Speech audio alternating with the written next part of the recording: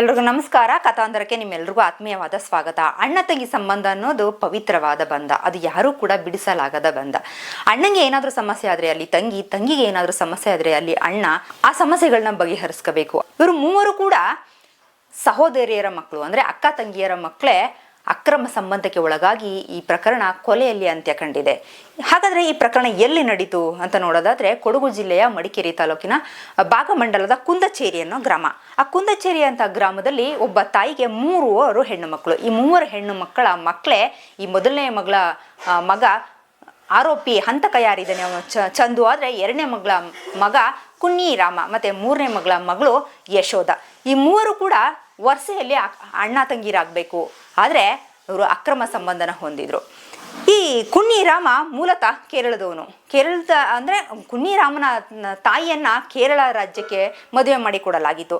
ಅಲ್ಲಿ ಜನಿಸಿದಂಥ ಕುನ್ನಿ ರಾಮ ಅಲ್ಲೇ ಬೆಳೆದು ದೊಡ್ಡವನಾಗ್ತಾನೆ. ತದನಂತರ ಅವನು ತನ್ನ ತಾಯಿಯ ಊರಾದ ಅಂದ್ರೆ ಮಡಿಕೇರಿ ತಾಲೂಕು ಕುಂದಚೇರಿ ಗ್ರಾಮದ ಒಬ್ಬ ಮಹಿಳೆಯನ್ನ ಮದುವೆ ಆಗ್ತಾನೆ. ಕಲ್ಯಾಣಿಯನ್ನ ಒಬ್ಬ ಮಹಿಳೆಯನ್ನ 30 ವರ್ಷಗಳ ಹಿಂದೆ ವಿವಾಹ ಆಗಿ ಇದೇ ಗ್ರಾಮಕ್ಕೆ, ಕುಂದಚೇರಿಯ ಗ್ರಾಮಕ್ಕೆ ಬಂದು ನೆಲೆಸಿರ್ತಾನೆ.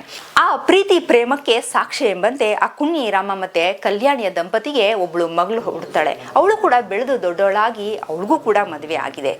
ಸುಖ ಸಂಸಾರನ ಕಟ್ಕೊಂಡು ಬಹಳ ಚೆನ್ನಾಗೇ ಇರ್ಬೋದಾಗಿತ್ತು. ಆದರೆ ಕುನ್ನಿ ರಾಮ ಯಾಕೋ ಏನೋ 2 ವರ್ಷಗಳ ಹಿಂದೆ ತನ್ನ ಸ್ವಂತ ಚಿಕ್ಕಮ್ಮನ ಮಗಳನ್ನ ಯಶೋಧನ್ನ ಜೊತೆ ಅಕ್ರಮ ಸಂಬಂಧನ ಹೊಂದಿ ಕೊಲೆಯಲ್ಲಿ ಅಂತ್ಯನ ಕಂಡಿದ್ದಾನೆ.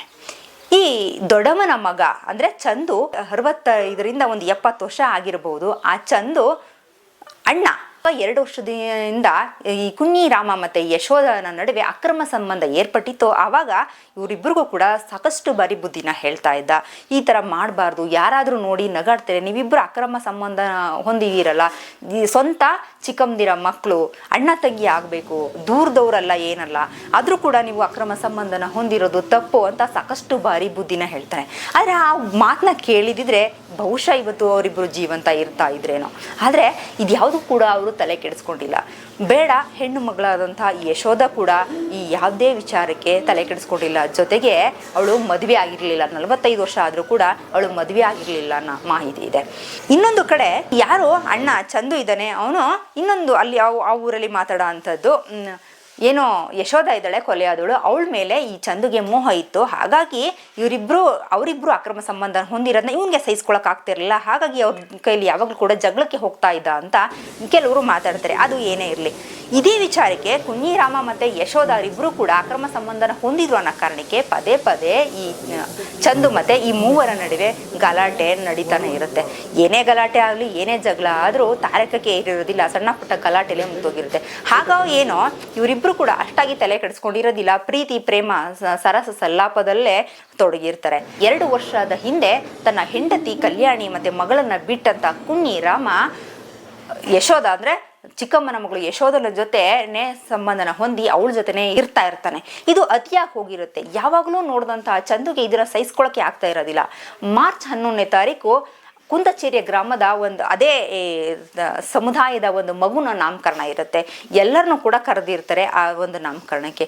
ಹಾಗೆ ಎಲ್ಲರೂ ಕೂಡ ಭಾಗಿಯಾಗಿರ್ತಾರೆ. ಅಲ್ಲಿ ಹಂತಕ ಚಂದು ಕೂಡ ಇರ್ತಾನೆ, ಮತ್ತೆ ಇವರಿಬ್ರು ಕೊಲೆಯಾದಂಥ ಕುನ್ನಿ ರಾಮ ಮತ್ತೆ ಚಿಕ್ಕಮ್ಮನ ಮಗಳು ಯಶೋಧ ಕೂಡ ಇರ್ತಾರೆ. ಎಲ್ಲರೂ ಕೂಡ ಭಾಗಿಯಾಗಿರ್ತಾರೆ. ಆಗ್ಲೂ ಕೂಡ ಗಲಾಟೆ ಆಗಿರುತ್ತೆ. ಗಲಾಟೆ ಆಗಿ ಇದು ಯಾವಾಗಲೂ ಮಾಮೂಲಿ ಅಲ್ವಾ ಅಂತ ಇವರಿಬ್ರು ಭಾವಿಸ್ತಾರೆ. ಆದ್ರೆ ಅದು ಹಾಗಾಗೋದಿಲ್ಲ. ನಾಮಕರಣ ಆಗಿರೋದ್ರಿಂದ ಗುಂಡು ತುಂಡಿನ ಪಾರ್ಟಿ ಜೋರಾಗಿ ಆಗಿರುತ್ತೆ. ಎಲ್ಲರೂ ಕೂಡ ಮದ್ಯ ಮಾಂಸ ಎಲ್ಲನೂ ಚೆನ್ನಾಗಿ ಸೇವಿಸಿರ್ತಾರೆ. ಪಾರ್ಟಿ ಎಲ್ಲ ಚೆನ್ನಾಗೇ ನಡೆದಿರುತ್ತೆ. ಎಲ್ಲರೂ ಕೂಡ ಅವ್ರವ್ರ ಮನೆಗೆ ಹೋಗ್ತಾರೆ. ಚಂದು ಕೂಡ ಅವ್ರ ಮನೆಗೆ ಹೋಗ್ತಾನೆ. ಕುನ್ನಿ ರಾಮ ತನ್ನ ಹೆಂಡತಿಯ ಮನೇಲಿ ಇರೋದಿಲ್ಲ. ನಾನು ಮೊದಲೇ ಹೇಳ್ದಂಗೆ ತನ್ನ ಸ್ವಂತ ಚಿಕ್ಕಮ್ಮನ ಮಗಳು ಅಂದ್ರೆ ಯಶೋಧಳ ಮನೆ, ತಂಗಿ ಮನೆನೇ ಅವನು ಇರ್ತಾನೆ. ಹಾಗೆ ಅವರಿಬ್ರು ಕೂಡ ಮನೆಗೆ ಹೋದದ್ದನ್ನ ನೋಡ್ದಂತ ಚಂದುಗೆ ರೋಷ ಉಕ್ಕುತ್ತೆ. ಯಾವಾಗ್ಲೂ ಬುದ್ಧಿ ಹೇಳಿದ್ರೆ ಇವ್ರಿಗೆ ಕೇಳೋದೇ ಇಲ್ವಲ್ಲ, ಇಷ್ಟೊಂದು ನಾಚಿಗೆಟ್ಟು ಬದುಕ್ತಿದಾರಲ್ಲ, ಇವ್ರಿಗೆ ಗೌರವನೇ ಇಲ್ವಾ ಅಂತ ಅವನು ಮನ್ಸಲ್ಲಿ ಅನ್ಕೋತಾನ ಏನೋ. ಇವರಿಬ್ರು ಯಾವಾಗ ಅಂದ್ರೆ ಒಂದು ಚಿಕ್ಕ ಗುಡಿಸಲು ಅದು ಯಶೋಧ ಅಂದ್ರೆ ಇದೊಂದು ತಳ ಸಮುದಾಯದಲ್ಲಿ ಇರೋದ್ರಿಂದ ಅಷ್ಟೊಂದು ಸೌಲಭ್ಯಗಳಿಲ್ಲ. ಈ ಪ್ರಕರಣಗಳನ್ನ ನೋಡಿದಾಗ ಈಗ ಸೌಲಭ್ಯ ಇಲ್ಲ, ಶಿಕ್ಷಣ ಇಲ್ಲ, ಶೈಕ್ಷಣಿಕವಾಗಿ ಅವರೆಲ್ಲೂ ಗುರುತಿಸ್ಕೊಳ್ಳೋದಿಲ್ಲ. ಹಾಗೆ ಅದೊಂದು ಯಶೋಧಳ ಮನೆ ತುಂಬಾ ಗುಡಿಸ್ಲು, ತುಂಬಾ ಒಂದು ಸಣ್ಣ ಮನೆ. ಗುಡಿಸ್ಲಲ್ಲಿ ಅವಳು ಒಬ್ಳೆ ವಾಸ ಮಾಡ್ತಾ ಇರ್ತಾಳೆ.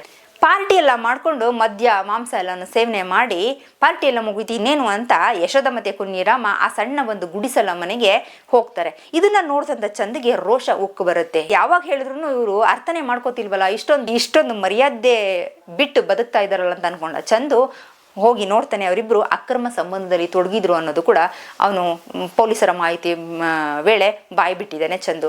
ಯಾವಾಗ ಆ ಒಂದು ದೃಶ್ಯವನ್ನ ಇವನು ನೋಡಿದ್ನ ಇವನಿಗೆ ರೋಷ ಉಕ್ಕುತ್ತೆ.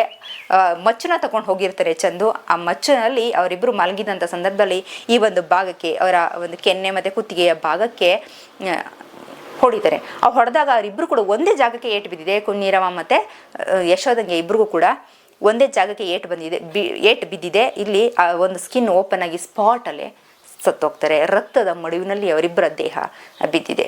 ಯಾವಾಗ ಕೊಲೆ ಆಯ್ತೋ ಪೊಲೀಸರಿಗೆ ಮಾಹಿತಿ ಹೋಗುತ್ತೆ. ಕೊಡಗು SP ಬಿಂದುಮಣಿ ಅವರು ಸ್ಪಾಟ್ಗೆ ಹೋಗ್ತಾರೆ, ಎನ್ಕ್ವೈರಿನ ಮಾಡ್ತಾರೆ. ಅಲ್ಲೇ ಇದ್ದಂಥ ಕೊಲೆ ಆರೋಪಿ ಚಂದು ನಾನೇ ಕೊಲೆ ಮಾಡಿದ್ದು, ಇಂಥ ಒಂದು ಕಾರಣಕ್ಕೋಸ್ಕರ ಕೊಲೆ ಮಾಡಿದೆ ಅಂತ ಹೇಳ್ತಾನೆ. ಆ ಕೊಲೆನ ನಾನೇ ಮಾಡಿದ್ದು ಅಂತ ಒಪ್ಕೋತಾನೆ.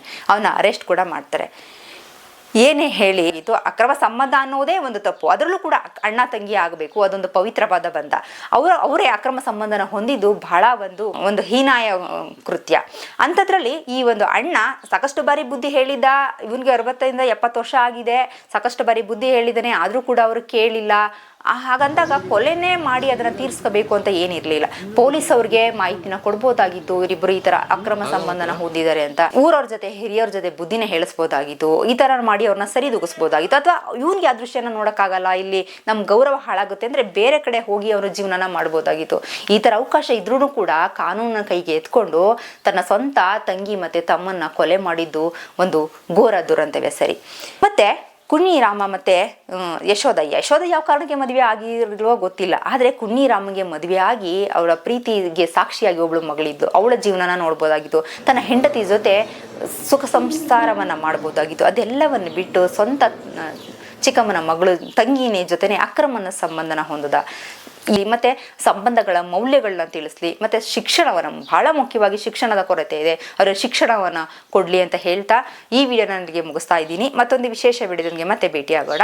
ದಯವಿಟ್ಟು ಕಥಾಹಂದರ ಯೂಟ್ಯೂಬ್ ಚಾನಲ್ನ ಸಬ್ಸ್ಕ್ರೈಬ್ ಮಾಡಿ, ಲೈಕ್ ಮಾಡಿ, ನಿಮ್ಮ ಅಭಿಪ್ರಾಯನ ಕಮೆಂಟ್ ಮಾಡಿ ತಿಳಿಸಿ. ಧನ್ಯವಾದಗಳು.